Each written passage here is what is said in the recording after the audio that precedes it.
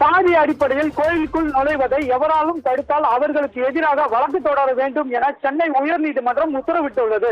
அரியலூர் மாவட்டம் உடையார்பாளையம் தாலுகா புதுக்குடி என்னும் கிராமத்தில் உள்ள ஐயனார் கோயிலில் பட்டியல் இனத்தவர்களால் நிறுவப்பட்ட சிலைகளை ஒரு பிரிவினர் இடித்து தள்ளிவிட்டதாகவும் கோயிலுக்குள் அனுமதிக்கப்பட்ட பெரிய கேட்டின் பின்னால் உள்ள இதுதான் சாமி தரிசனம் செய்ய வேண்டும் என பட்டியல் இனத்தவர்களுக்கு அனுமதி வழங்கப்படுவதாகவும் கூறி வெங்கடேசன் என்பவர் சென்னை உயர்நீதிமன்றத்தில் வழக்கு தாக்கல் செய்துள்ளார். அந்த மனுவில் ஜூலை 16ஆம் தேதி முதல் 31ஆம் தேதி வரை நடைபெற உள்ள கோயில் திருவிழாவில், அதாவது தேர் திருவிழாவில் பட்டியல் இனத்தவர்கள் பங்கேற்கவும் கோயிலுக்குள் நுழைய அனுமதி வழங்கவும் உத்தரவிட வேண்டும் என கோரிக்கையானது விடுத்திருந்தார். இந்த வழக்கை விசாரித்த நீதிபதி ஆனந்த் வெங்கடேஷ், சட்டத்தின் ஆட்சி நடக்கும் நாட்டில் சாதி ரீதியான பாகுபாடுகளை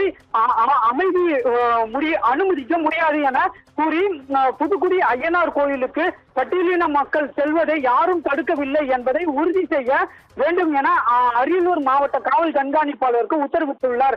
மேலும் கோயிலில் அனைத்து தரப்பு மக்களும் தரிசனம் செய்வதையும் விழாக்களில் பங்கேற்பதையும் உறுதி செய்ய வேண்டும் என மாவட்ட காவல் கண்காணிப்பாளருக்கும் வருவாய் கோட்டாட்சியருக்கும் நீதிபதி உத்தரவிட்டுள்ளார். பல்வேறு தலைவர்கள் நீண்ட போராட்டத்திற்கு பிறகு ஆலய நுழைவு சட்டம் இயற்றப்பட்டது. இந்த சட்டத்தை அமல்படுத்த வேண்டியது அதிகாரிகளின் கடமை என குறிப்பிட்ட நீதிபதி, சாதி அடிப்படையில் கோயிலுக்குள் நுழைவதை எவராலும் தடுத்தால் அவர்களுக்கு எதிராக வழக்கு தொடர வேண்டும் எனவும் காவல்துறைக்கு உத்தரவிட்டுள்ளது.